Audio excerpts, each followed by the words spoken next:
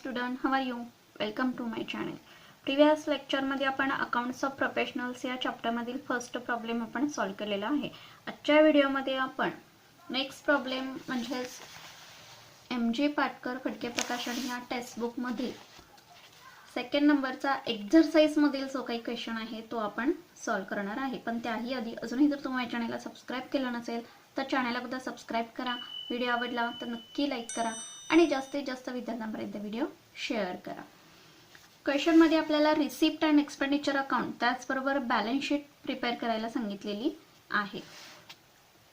Doctor Kabra commenced a practice as a dentist, investing ₹50,000 in equipment on 1st January 1999. तर investment किती केलेली आहे doctor काब्रानी? तर 50,000 इक्विपमेंट्स मध्ये इन्व्हेस्टमेंट केलेली आहे. म्हणजे आपलं कॅपिटल देखील तेवढंच असणार आहे. The receipt and payment account for the year as follows. Receipt and payment account आपल्याकडे दिलेला आहे. त्याच्यावरून आपल्याला रिसिप्ट अँड एक्सपेंडिचर अकाउंट त्याचबरोबर बॅलन्स शीट आपल्याला प्रिपेअर करण्यासाठी त्यांनी सांगितलेलं आहे. सो विद्यार्थ्यांनी प्रथम receipt and expenditure account prepare करून घ्यायचं आहे. त्याचबरोबर बॅलन्स शीटचं फॉर्मॅट प्रिपेअर करून घ्यायचा आहे. क्वेश्चन अगोदर आपण रीड करून घेऊया. रिसिप्ट साइड, पेमेंट साइड म्हणजेच लेफ्ट हँड साइड ही रिसिप्टची आहे आणि पेमेंट साइड म्हणजेच राईट हँड साइड ही कोणाची आहे तर पेमेंटची आहे. म्हणजेच त्याला आपण कॅश बुक असं म्हणतो. ज्या ज्या पॉईंटना ऍडजस्टमेंट आहे त्यांना टिक मार्क करून घ्यायचे आहे. टू फीज ऍडजस्टमेंट या ठिकाणी सांगितलेली आहे. सो टिक मार्क करून घ्यायचे आहे. फीज रिसिप्ट साइडला सांगितलेला आहे. म्हणजे पॉईंट कोणत्या ठिकाणी जाईल तर रिसिप्ट साइडला, कारण आपल्याला receipt and expenditure account prepare करण्यासाठी सांगितलेलं आहे. So to fees 1 lakh receipt साइडला जाईल इनरच्या कॉलम मध्ये. टू मिसलॅनियस रिसिप्ट 200 सांगितलंय तो देखील जाईल रिसिप्ट साइडला. त्यानंतर टू इक्विपमेंट सोल्ड याचा कुठेही इफेक्ट होणार नाही. पेमेंट साइड आपण पाहणार आहोत. बाय रेंट कुठे जाईल तर एक्सपेंडिचर साइडला पोस्टिंग होईल. कोणती ऍडजस्टमेंट दिलेली नाही. सॅलरीज वरती ऍडजस्टमेंट सांगितलेली आहे. एक्सपेंडिचरला जाईल. जर्नल्स एक्सपेंडिचरला जाणार आहे. लायब्ररी बुक्स असेट आहे. सो असेटला जाईल. ऍडजस्टमेंट दिलेली आहे त्याच्यावरती डेप्रिसिएशनची. सो त्याला टिक मार्क करून घ्यायचे आहे. बाय इक्विपमेंट याच्यावरती देखील ऍडजस्टमेंट दिलेले आहेत, कारण परचेस पण सांगितले त्यांनी आणि सोल्ड पण सांगितलेले आहेत. म्हणजे जेणेकरून एका पॉईंटच्या खाली आपल्याला 4 ते 5 लाईन सोडून घ्यायच्या आहेत इक्विपमेंटच्या खाली. बाय ड्रॉइंग्स कॅपिटल मधून लेस होतील. By balance at bank is hand दोन्ही दिलेत, कॅश इन हँड आणि कॅश ऍट बँक. म्हणजे क्लोजिंग बॅलन्सेस दिलेत. दोन्हीही बॅलन्सेस कुठे जातील असेटला जातील. प्रथम रिसिप्ट अँड पेमेंट अकाउंट आपण काय करूया ट्रान्सफर करून घेऊया. टू फीज बघा या ठिकाणी मी receipt and expenditure account prepare करून घेतलेला आहे. त्याचबरोबर बॅलन्स शीट देखील या ठिकाणी प्रिपेअर करून घेतलेली आहे. फॉर्मॅट अगोदर काढून घेतलेला आहे. टू फीज रिसिप्ट साइडचा पॉइंट आहे. रिसिप्ट साइडला जाईल. बाय फीज आउटस्टँडिंग इन्कम आहे 1 लाख रुपीज इनरच्या कॉलम मध्ये. एक लाईन खाली सोडून घ्यायची आहे. आउटस्टँडिंग सांगितलेत त्यांनी. सो टू मिसलॅनियस रिसिप्ट्स ते देखील पोस्टिंग होतील रिसिप्ट साइडला. बाय मिसलॅनियस रिसिप्ट्स किती 200. इक्विपमेंट सोल्डचा इफेक्ट त्या ठिकाणी होणार नाही. त्यानंतर पेमेंट साइड आपण पाहूया. बाय रेंट पेमेंट बाजू पूर्णपणे एक्सपेंडिचर साइडला ट्रान्सफर होईल. टू रेंट ऍडजस्टमेंट दिलेली नाहीये. आउटरला घेईल 6,000. नेक्स्ट टू सॅलरीज इनरच्या कॉलम मध्ये जाईल. ऍडजस्टमेंट सांगितलेली आहे 15,000. नेक्स्ट आहे जर्नल्स. आउटरला घ्या. कोणतीही ऍडजस्टमेंट सांगितलेली नाही 2,000. लायब्ररी बुक्स असेट आहे. सो असेटला जाईल. लायब्ररी बुक्स ऍडजस्टमेंट दिलेली आहे. डेप्रिसिएशन किती दिलेले आहेत बघा. लायब्ररी बुक्स 6000 इनरच्या कॉलममध्ये घ्या. त्यानंतर इक्विपमेंट सांगितलेले आहेत, याच्यासाठी 5 लाईन आपल्याला सोडून घ्यायचे आहेत कारण सोल्ड पण त्यांनी सांगितलेले आहेत. म्हणजे ओपनिंग बॅलन्सेस आपल्याकडे किती सांगितलं आहे, 50,000चा सांगितलेला आहे. त्याच्यानंतर परचेसेस सांगितलेला आहे आता पेमेंट साईटला किती, 8000. तो ऍडजस्टमेंट आल्यानंतर कशा पद्धतीने आपण पोस्टिंग करतोय ते आपण पाहूया.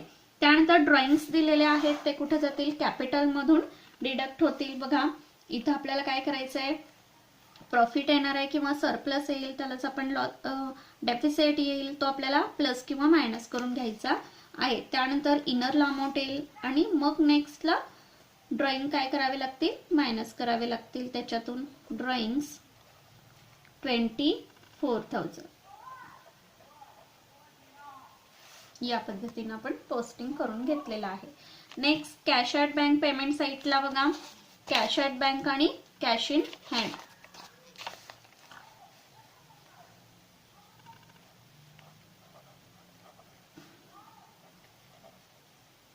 Cash in hand and cash at bank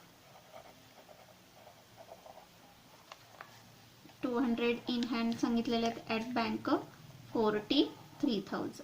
बघा पूर्णपणे रिसिप्ट अँड पेमेंट अकाउंट आपण ट्रान्सफर करून घेतलेला आहे. त्यानंतर ऍडजस्टमेंट आपण पाहूया लगेच. ₹3,000 of the fees were still outstanding. काय सांगितले, फील वेअर स्टील आउटस्टँडिंग किती, 3,000 सांगितलेले आहेत. म्हणजे आउटस्टँडिंग इन्कम आहे. एक तर आपण तो पोस्टिंग केला तर त्यानंतर तो आपल्याला काय करावा लागतो, कॅन्सल करून घ्यावा लागतो. त्यामुळे फर्स्ट इफेक्ट आपला सर्वात आधी कुठे जाईल तर फीज आपण घेतलेले आहेत कुठे, तर रिसिप्ट साईटला आपण घेतलेले आहेत.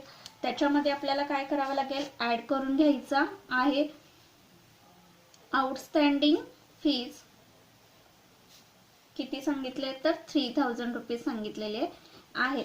त्यानंतर आउटस्टँडिंग इन्कमच्या बाबतीत सर्व इन्फॉर्मेशन मी फर्स्ट लेक्चर मध्ये देखील एक्सप्लेन केलेले आहे. त्यामुळे 4ही ठिकाणी पोस्टिंग त्याचं होणार आहे. त्यानंतर एक्सपेंडिचर साईटला देखील प्रोव्हिजनच्या स्वरूपात आपल्याला काय करायचं आहे, तो पोस्टिंग करून घ्यायचा आहे. To provision for outstanding fees किती, 3,000. त्यानंतर लायबिलिटी साईटला देखील आपल्याला पोस्टिंग करून घ्यायचं आहे प्रोव्हिजन्स फॉर आउटस्टँडिंग फीजच्या स्वरूपात.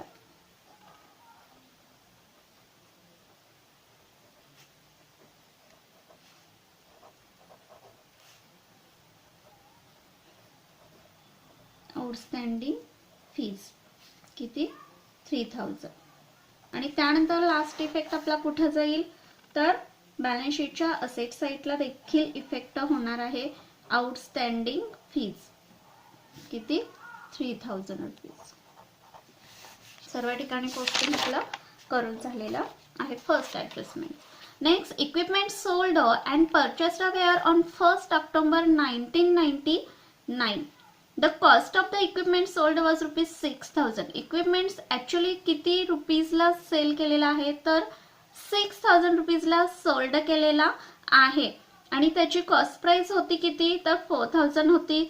सो बघा या ठिकाणी इक्विपमेंट सोल्ड 4,000 सांगितलंय, पण या ठिकाणी cost of the equipment sold किती रुपीज आहे तर ₹6,000 आहे. सो लॉस किती रुपीजचा आपल्याला झालेला आहे. आता त्यानंतर परचेस कितीला केलेला आहे तर ₹8,000 परचेस केलेला आहे आणि सोल्ड केलेला आहे ₹6,000. म्हणजे या ठिकाणी देखील 2,000चा आपल्याला लॉस क्रिएट झालेला आहे. प्रथम लॉसचा इफेक्ट आपण घेऊया.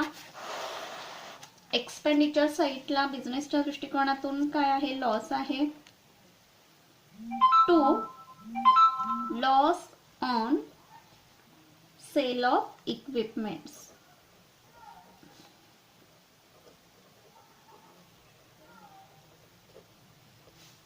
किती, ₹2,000. त्यानंतर संबंधित पॉइंट्स मध्ये आपल्याला पोस्टिंग करून घ्यायचं. इक्विपमेंट्स ऑलरेडी घेतलेले आहेत किती तर 50,000 घेतलेले आहेत. बुक व्हॅल्यू सेलिंग किती सांगितलेली आहे त्यांनी बघा, लेस सोल्ड. तर या ठिकाणी बुक व्हॅल्यू आपण लिहितोय, किती सांगितलेली आहे, 1 ऑक्टोबर 1999. लेस करायचे किती येतील तर 44,000. त्यानंतर परचेस कितीला सांगितले पेमेंट साईटला तर 8,000 रुपीजला सांगितले. So purchases 8,000 rupees. इनरलाच अमाऊंट घ्यायचे, किती आले तर 52,000 रुपीज आले या ठिकाणी बघा. पोस्टिंग परचेसेस केलेले होते 8,000 ला, ऍक्च्युली सोल्ड केले किती 6,000 ला. सो लॉस कितीचा झाला 2,000 रुपीजचा, की जो आपण एक्सपेंडिचरला घेतलेला आहे. त्यानंतर आपल्याला काय करायचं आहे, 20% डेप्रिसिएशन याच्यावरती फाइंड आउट करून घ्यायचं आहे. आता टोटल 52,000 वरती आपण डेप्रिसिएशन फाइंड आउट नाही करणार, का तर ऑलरेडी ओपनिंग बॅलन्सेस किती दिलेला आहे आपल्याला 50,000 सांगितलेला आहे. त्यानंतर बॅलन्स आपल्याकडे किती राहिलेला आहे या ठिकाणी 52,000 राहिलेला आहे. म्हणजे 1 ऑक्टोबर 1999 ला हा बॅलन्स राहिला आहे. सो तेवढा पिरियड काउंट करून आपल्याला याच्यावरती डेप्रिसिएशन काढावं लागणार आहे. बघा वर्किंग नोट आपण या ठिकाणी काढून घेऊया. Depreciation 20% on equipment for opening balances किती दिला आहे तर 50,000. सो याच्यावरती एंटायर इयरचं आपल्याला काढून घ्यावं लागणार आहे. 50,000 divided by 100 multiply 20. Entire year म्हणजे पूर्ण वर्षाचं 12 मंथ्स किती आले 10,000 रुपीज आले पर एनम. किती आले 10,000. 1 एप्रिल टू 1 ऑक्टोबर पर्यंत आपले किती मंथ झाले तर 6 मंथ झाले. सो हे किती आले 10,000 म्हणजे 6 मंथचे हाफ करा, किती आले तर 5,000 रुपीज आले. कशाचे ओपनिंग बॅलन्सेसचे. त्यानंतर सेकंड इक्विपमेंट की जे परचेस केलेलं होतं 8,000 रुपीजला ते आपण या ठिकाणी मेन्शन केले, पण राहिलेली अमाऊंट किती आपली 52,000. सो याच्यावरती 1 ऑक्टोबर टू 31 मार्च पर्यंतचा पिरियड आपल्याला काउंट करून घ्यायचा आहे. म्हणजे किती झाले 6 मंथ झाले. किती डेप्रिसिएशन येणार आहे बघा 52,000 डिवायडेड बाय 100 मल्टिप्लाय 20 ने आपण इयरली काढून घेऊया, किती आले तर 10,400 एवढं आलं. बट 6 मंथ्स आपल्याला पाहिजे, त्यामुळे आपण काय करणार आहोत हाफ करणार आहोत. म्हणजे या ठिकाणी काय करावं लागेल आपल्याला 6 मंथचं काढून घ्यावं लागेल, किंवा डायरेक्टली तुम्ही केलं तरी चालेल 5,200 या पद्धतीने. म्हणजे टोटल डेप्रिसिएशन आपलं या ठिकाणी किती आलं इक्विपमेंटचं तर हे 5,000 रुपीज आणि 5,200 रुपीज असे टोटल डेप्रिसिएशन आपल्याकडे किती आलं 10,200 रुपीज. हे काय करायचं आपल्याला या ठिकाणी लिहून घ्यायचंय 10,200 लेस करून आउटरला अमाऊंट किती आली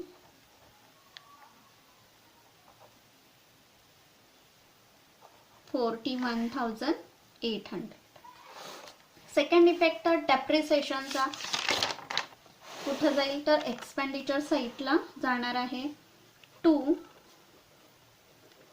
डेप्रिसिएशन ऑन इक्विपमेंट्स किती 10,200 रुपीज. त्यानंतर लायब्ररी बुक्स पण देखील आपल्याला काढून घ्यायचं आहे, त्याच्यावरती देखील ऍडजस्टमेंट सांगितलेली आहे.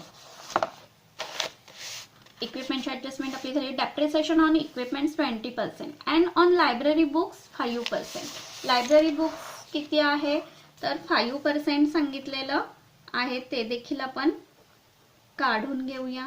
लायब्ररी बुक्स टोटल अमाऊंट किती आहे तर 6,000 अमाऊंट आहे. किती सांगितलेलं आहे 5% सांगितलेलं आहे. सो 6 पंचे 30 किती डेप्रिसिएशन आलं इयरली पर ॲनम 300 ते आपण या ठिकाणी लिहून घेऊया.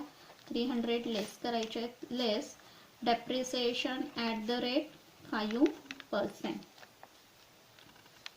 300 लेस करून आउटरला अमाऊंट आली 5700. 300चा सेकंड इफेक्ट एक्सपेंडिचर साईडला जाईल 300. त्यानंतर लास्ट ॲडजस्टमेंट राहिलेली आपली कोणती, तर सॅलरीज आउटस्टँडिंग ₹2000. संबंधित फंड्समध्ये आउटस्टँडिंग आपण काय करतोय तर ॲड करतोय. आउटस्टँडिंग सॅलरीज किती आहे, ₹2000. आउटरला 17,000. सेकंड इफेक्ट आउटस्टँडिंग सॅलरीचा कुठे जाईल तर लायबिलिटी साईडला जाईल. आउटस्टँडिंग सॅलरीज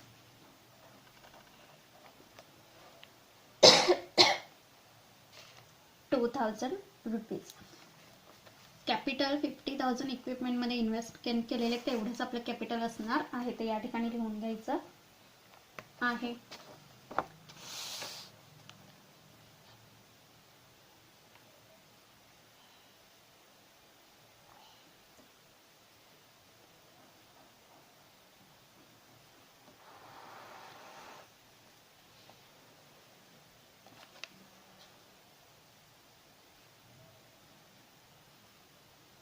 त्यानंतर receipt and expenditure account close करून घेऊया आपण. बघा क्रेडिट साईडची टोटल किती येते बघूया. आउटस्टँडिंग फीज ॲड करून घ्यायचे आहेत 1,03,000. म्हणजे टोटल आपली किती आली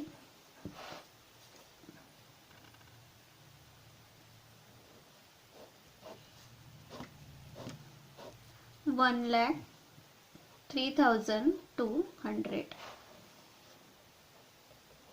1,03,200. डेबिट साईडची टोटल किती येते आपण पाहणार आहोत, कारण तेवढी आपल्याला काय करायचे लेस करून घ्यायची आहे.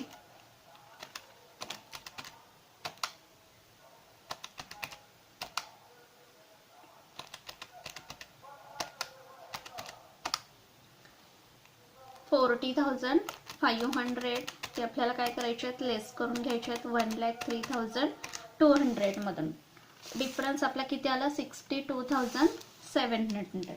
हा आपला काय आलेला आहे प्रॉफिट आलेला आहे किंवा सरप्लस आलेला आहे, त्याला आपण म्हणू शकतो, किंवा टू बॅलन्स कॅरीड डाऊन, यालाच आपण सरप्लस किंवा प्रॉफिट असं देखील म्हणू शकतो. हा आपण ट्रान्सफर करणार कुठं तर कॅपिटल अकाउंटला.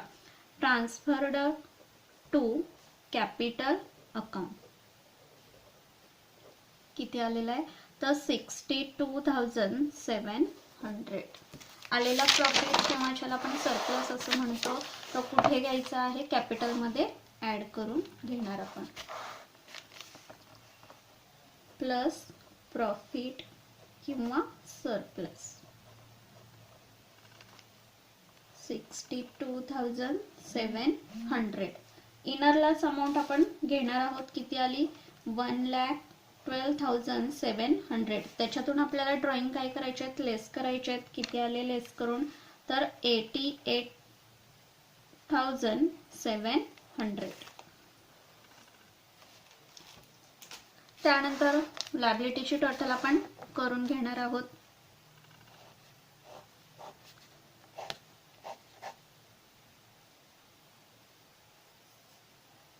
किती येते बघा 93,700. असेटचे देखील टोटल आपण करून घेऊया. किती येते 5,700 प्लस